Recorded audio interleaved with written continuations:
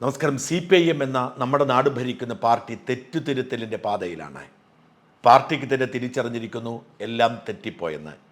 ജനവിരുദ്ധമായ നിലപാടുകൾ, ജനങ്ങളെ വെറുപ്പിച്ചത്, അടിസ്ഥാന വർഗത്തെ തള്ളിക്കളഞ്ഞത്, മുതലാളിമാരുടെ പിന്നാലെ പോയത്, പ്രീണന രാഷ്ട്രീയം നടത്തിയത്, ജനങ്ങളെ പുച്ഛിച്ചതൊക്കെ തിരിച്ചടിയായി എന്ന് പാർട്ടിക്ക് മനസ്സിലായിരിക്കുന്നു.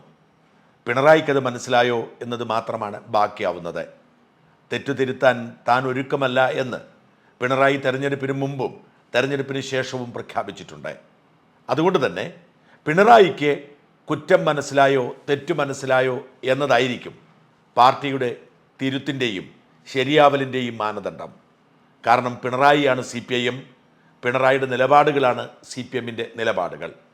തൽക്കാലം പാർട്ടി പിണറായിക്ക് മുകളിലേക്ക് വളർന്നിട്ടില്ല. എന്നാൽ നമ്മുടെ ആസ്ഥാന സാമ്പത്തിക വിദഗ്ധനും കേരളത്തെ കുട്ടിച്ചോറാക്കിയതിലെ പ്രധാന പ്രതിയുമായ ഡോക്ടർ തോമസ് ഐസക് അടക്കമുള്ളവർ തെറ്റുതിരുത്തണമെന്ന് പറയുന്നു. ഐസക് കഴിഞ്ഞ ദിവസം ഇട്ട പോസ്റ്റിൽ ക്ഷേമ പെൻഷനുകൾ മുടങ്ങിയത് എണ്ണി പറയുന്നുണ്ട്. എന്നിട്ടും നന്നാവാത്ത ഒരു കൂട്ടർ CPMൻ്റെ ഭാഗമായുണ്ട്.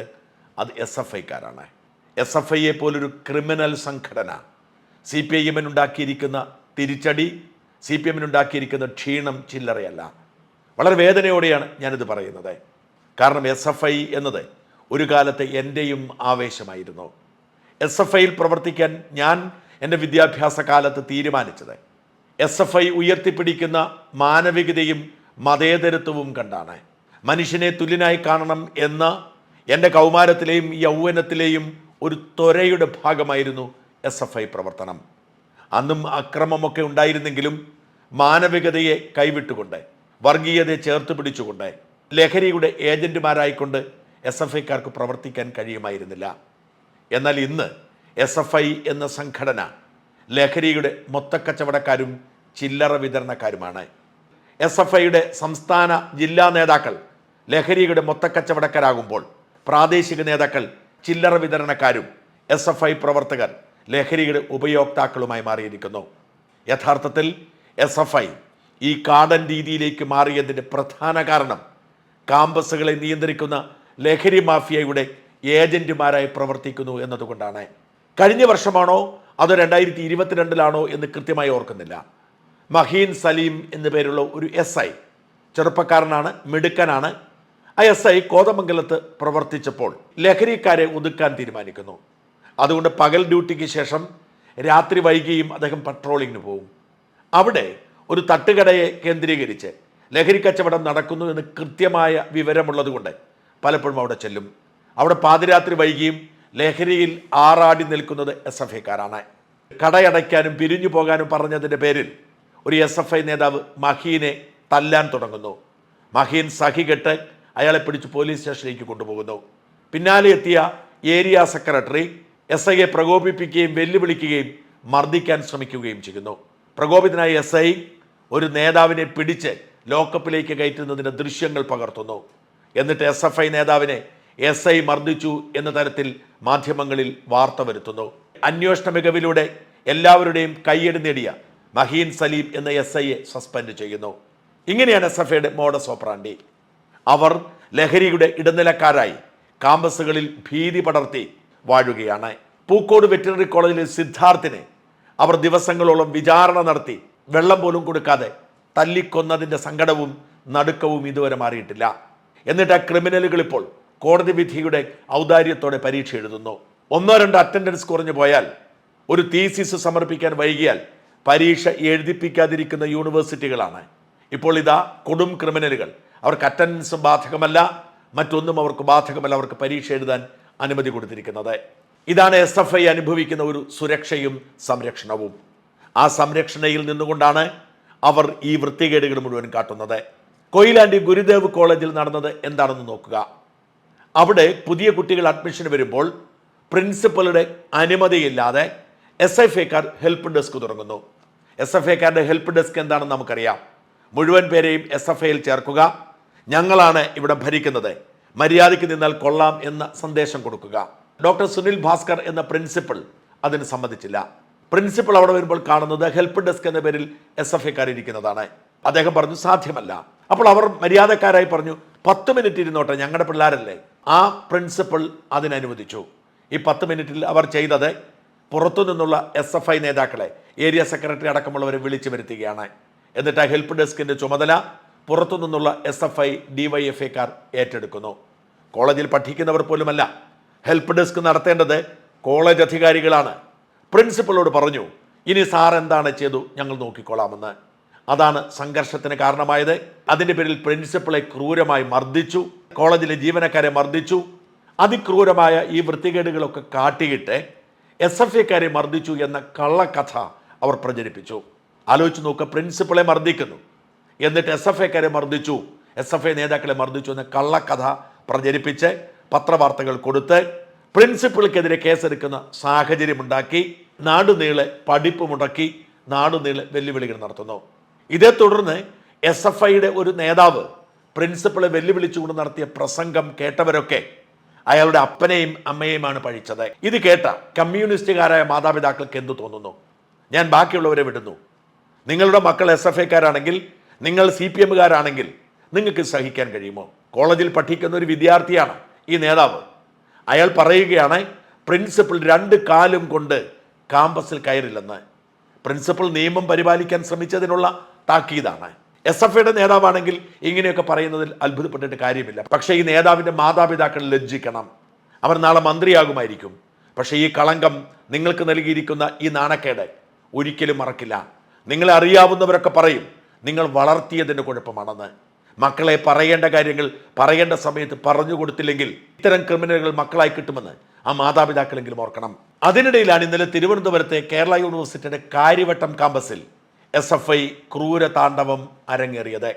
സാൻ ജോസ് എന്ന 1ാം വർഷ PG വിദ്യാർത്ഥി, മലയാള വിദ്യാർത്ഥിയാണ്, KSUക്കാരനാണ്. സാൻ ജോസ് വൈകുന്നേരം ഭക്ഷണം കഴിച്ചിട്ട് ഒരു കൂട്ടുകാരനൊപ്പം കഴക്കൂട്ടത്തു നിന്ന് കാമ്പസിലേക്ക് എത്തുന്നു. സെക്യൂരിറ്റിയുടെ അനുമതിയോടുകൂടിയാണ് സാൻ ജോസിനെ തൻ്റെ റൂമിലാക്കുന്നതിന് വേണ്ടി ഈ സുഹൃത്ത് എത്തിയത്. അയാളുടെ ബൈക്കായിരുന്നു. അപ്പോൾ നമ്മുടെ പഴയ ഒറ്റപ്പാലം MP അജയ്കുമാറിൻ്റെ മകൻ അജന്ത് അജയ് നിൽപ്പുണ്ടായിരുന്നു. അജന്ത് അജയ് ആരെയോ വിളിച്ചു പറയുന്നു ആ ബൈക്കിനെ തടയണമെന്ന്. സാൻ ജോസിനെ വിട്ടിട്ട് പോയ കൂട്ടുകാരനെ കാമ്പസ് വെച്ച് SFIക്കാർ തടയുന്നു. അതിക്രൂരമായി അയാളെ മർദ്ദിക്കുന്നു. ആ സാൻ ജോസ് ഓടിയെത്തുന്നു, സാൻ ജോസിനെയും മർദ്ദിക്കുന്നു. അജന്ത് അപ്പോൾ ഉത്തരവിടുന്നു തൂക്കിയെടുത്ത് ഹോസ്റ്റലിലേക്ക് കൊണ്ടുപോകാൻ. അങ്ങനെ അജന്തിൻ്റെ നേതൃത്വത്തിൽ SFIക്കാർ സാൻ ജോസിനെയും കൂട്ടുകാരനെയും തൂക്കിയെടുത്തുകൊണ്ട് SFIയുടെ കാമ്പസിലെ ഇരുട്ടുമുറിയിലേക്ക് കൊണ്ടുപോകുന്നു. അവിടെ വെച്ച് സാൻ ജോസിനെ അതിക്രൂരമായി മർദ്ദിക്കുന്നു, വിചാരണ ചെയ്യുന്നു, വീഡിയോ റെക്കോർഡ് ചെയ്യുന്നു. പൂക്കോട് കാമ്പസിൽ സിദ്ധാർത്ഥിനോട് ചെയ്തതൊക്കെ ചെയ്തു. പക്ഷെ KSUക്കാർ അറിഞ്ഞു, പോലീസ് ഇറങ്ങി. അതുകൊണ്ട് സിദ്ധാർത്ഥിൻ്റെ ഗതി സാൻ ജോസിന് വന്നില്ല. ഇതിനെതിരെ പ്രതിഷേധവുമായി ഇന്നലെ KSUക്കാർ ശ്രീകാര്യം പോലീസ് സ്റ്റേഷൻ വളഞ്ഞപ്പോൾ അതിൽ പങ്കെടുത്ത M വിൻസെന്റും ചാണ്ടി ഉമ്മനും അടക്കമുള്ള MLAമാരടക്കം KSUക്കാർക്കെതിരെ പോലീസ് കേസെടുത്തു. അത്ഭുതമാണ് കേട്ടോ, സാൻ ജോസിനെ വിചാരണ നടത്തിയ SFIക്കാർക്കെതിരെയും കേസെടുത്തിട്ടുണ്ട്. എന്താണ് SFIക്ക് പറ്റിയത്? എത്ര കാലമായി ഇവർ ഈ ഗുരുനിന്ദ തുടരുന്നു? ശക്തമായ നിലപാടെടുക്കുന്ന അധ്യാപകർ റിട്ടയർ ചെയ്യുമ്പോൾ, അവർ വനിതകളാണെങ്കിൽ പോലും അവരുടെ വീട്ടുമുറ്റത്ത് കൊണ്ടുപോയി റീത്ത് വയ്ക്കുന്നവർ, അവർക്ക് ആദരാഞ്ജലികൾ അർപ്പിച്ചുകൊണ്ട് പോസ്റ്റർ അടിക്കുന്നവർ, അവരെ പച്ചത്തെറി വിളിച്ചും മുടി വലിച്ചു പറിച്ചും അപമാനിക്കുന്നവർ. കേരള യൂണിവേഴ്സിറ്റി വിജയലക്ഷ്മി ടീച്ചറിൻ്റെ കാര്യം ഞാൻ പലതവണ പറഞ്ഞിട്ടുള്ളത് കൊണ്ട് ആവർത്തിക്കുന്നില്ല. 2016 വിക്ടോറിയ കോളേജിലെ പ്രിൻസിപ്പൾക്ക് കുഴിമാടമൊരുക്കിയവർ, 2017 മഹാരാജാസിലെ പ്രിൻസിപ്പളുടെ കസേര കത്തിച്ചവർ, 2018 കാഞ്ഞങ്ങാട്ടെ വനിതാ പ്രിൻസിപ്പളുടെ യാത്രയയപ്പ് ദിവസം ആദരാഞ്ജലികൾ അർപ്പിച്ചവർ. അങ്ങനെ ഒരു നീണ്ട നിരയുണ്ട്. കാസർഗോഡ് ഗവൺമെൻറ് കോളേജിലെ ഡോക്ടർ രമയുടെ അവസ്ഥ ഇപ്പോൾ സംഭവിച്ചതാണ്. ക്യാമ്പസിൽ വൃത്തികേടുകൾ നടക്കുന്നു. SFIയുടെ ലേബലിൽ ലഹരി കച്ചവടം നടക്കുന്നു. ആണും പെണ്ണും ചേർന്ന് ആരും കാണാൻ കഴിയാത്ത വിധത്തിലുള്ള കോപ്രായങ്ങൾ കാട്ടിക്കൂട്ടുന്നു. സഹികെട്ടെ മറുനാടൻ ലേഖകൻ ബുർഹാന്റെ മുമ്പിൽ മനസ്സ് തുറന്നു ഡോക്ടർ രമ.